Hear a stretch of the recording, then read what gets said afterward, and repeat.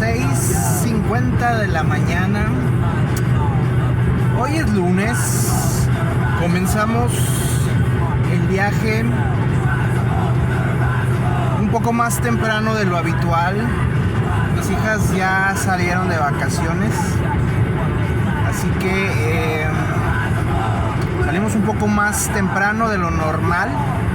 Estamos escuchando de fondo el disco de la banda hardcore punk Black Flag, el disco Damage del año 1981, uno de los discos clásicos, uno de los mejores discos de la era del hardcore punk en Los Ángeles, California, que pudiéramos decir que inició con la banda The Germs, diría yo, con Darby Crash, con Pat Smear, y bueno, ya se estarían sumando después otras bandas, entre ellos los ya mencionados Black Flag,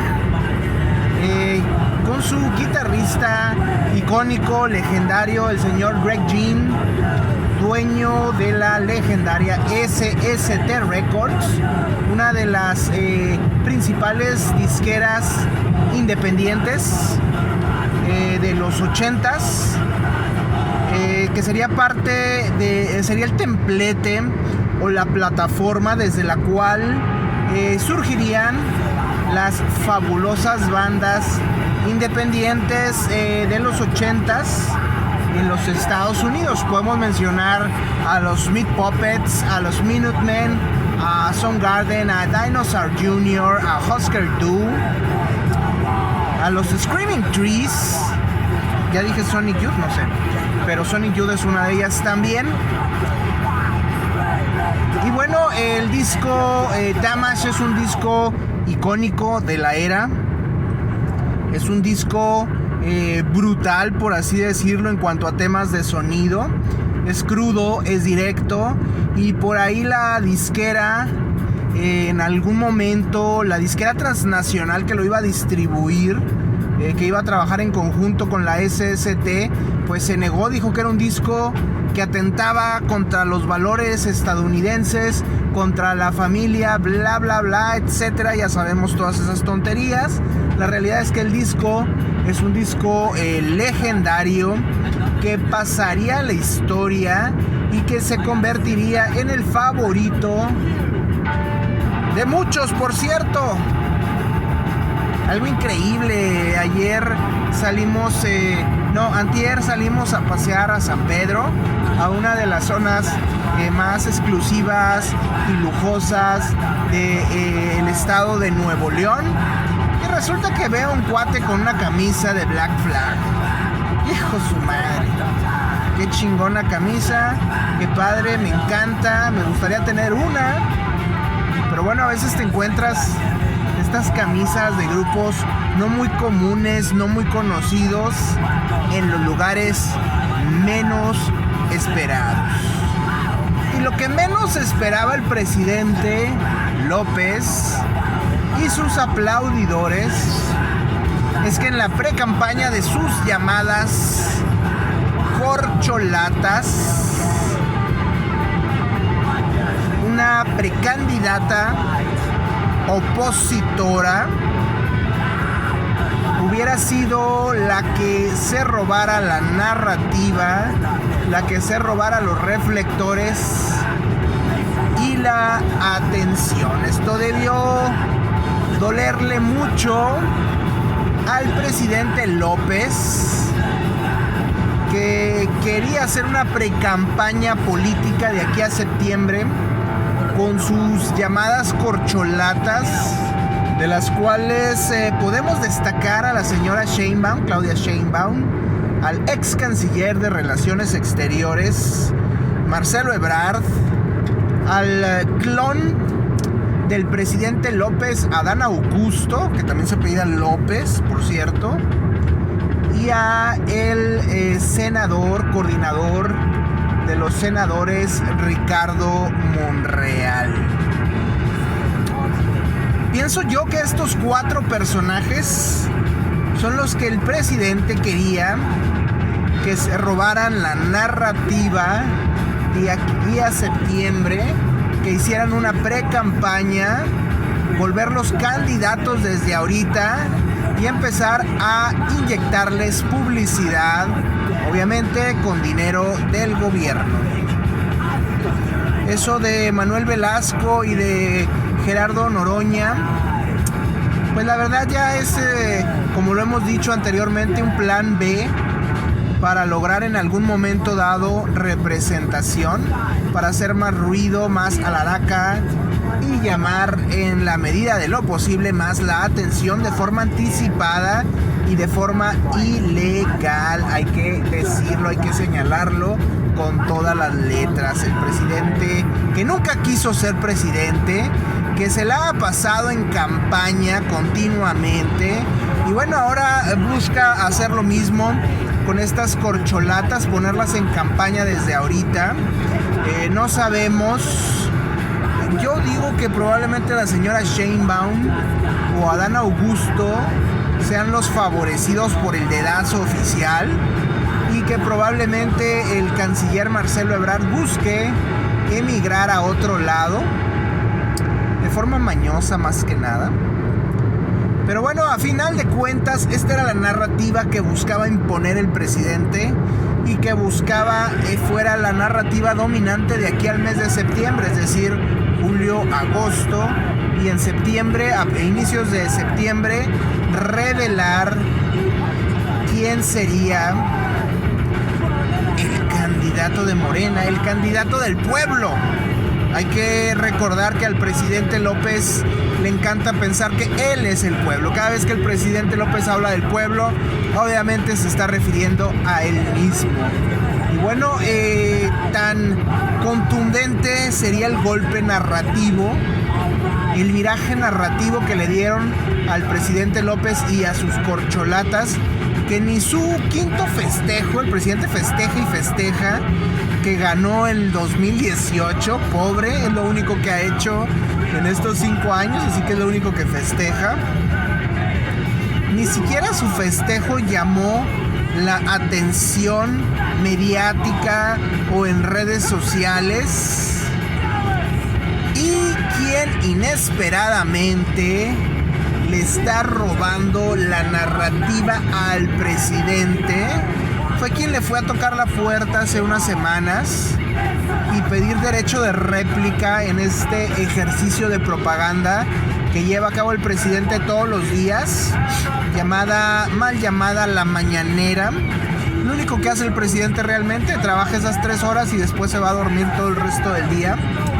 Y bueno, resulta que al presidente le robaron de forma inesperada la narrativa. En parte, este llamado Frente Amplio, que no ha quedado muy bien definido, pero que yo considero una buena idea. Los frentes amplios en países como lo han sido Uruguay, como lo ha sido Chile, como lo ha sido Alemania, estos frentes amplios muestran una interesante madurez democrática en estos países.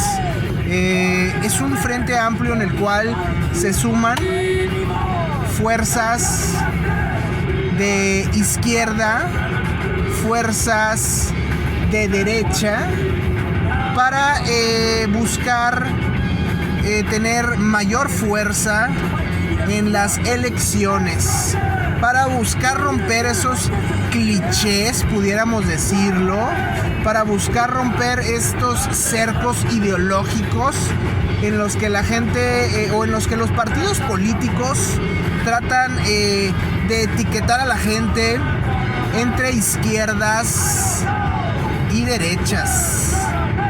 La realidad es que si uno se sale a preguntarle al ciudadano promedio qué es la derecha, qué es la izquierda, no van a saber qué responder. Esa es la verdad, esa es la realidad.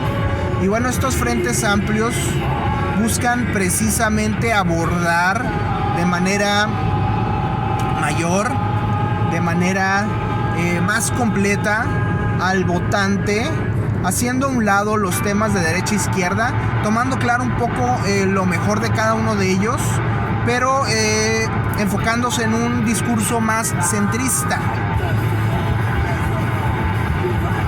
Algunos dicen que el centro es tibio, pero yo les diré, hay cobardes, hay valientes en el centro y hay temerarios. Los cobardes obviamente se quedan en su casa y no le apuestan a nada.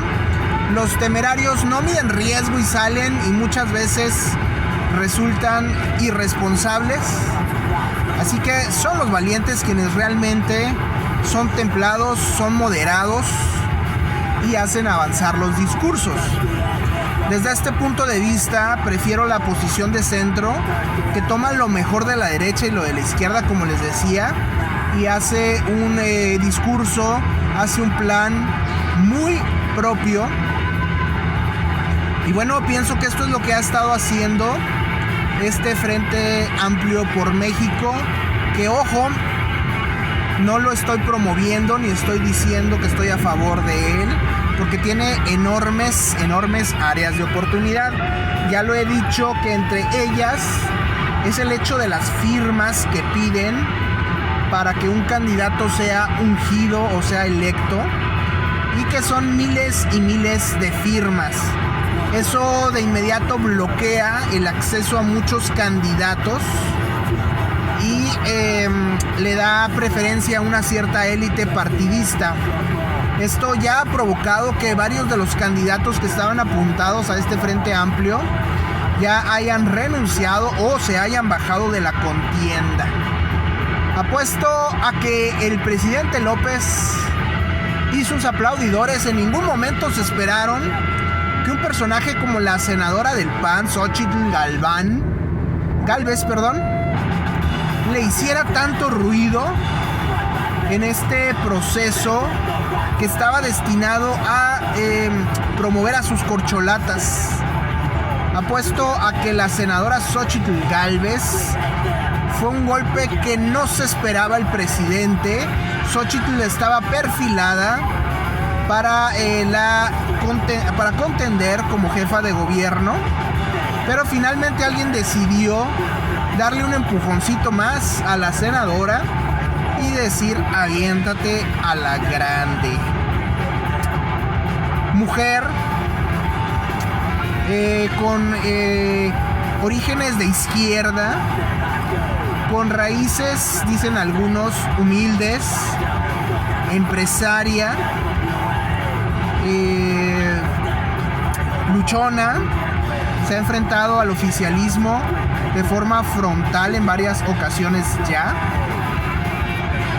Y bueno, creo que es un perfil que no estaba de inicio muy bien perfilado, pero que ha ganado tracción de forma interesante en la narrativa política hoy en día. Nadie se esperaba que Xóchitl contendiera por la presidencia a corto plazo, y sin embargo la senadora ha llamado la atención, ha tomado la atención, se ha apoderado de los reflectores de forma inesperada. Sin duda es un personaje carismático, como les digo, es mujer en una campaña política o en una justa política que muchos querían presentar o vender como una llegada de las mujeres al poder, empujando a la candidata del presidente López, a Claudia Sheinbaum. Y bueno, resulta que llega Xóchitl y puede tomar fácilmente esa bandera de las mujeres al poder. Resulta que el discurso del presidente López ha atacado a las élites, a los más favorecidos, a los ricos de este país.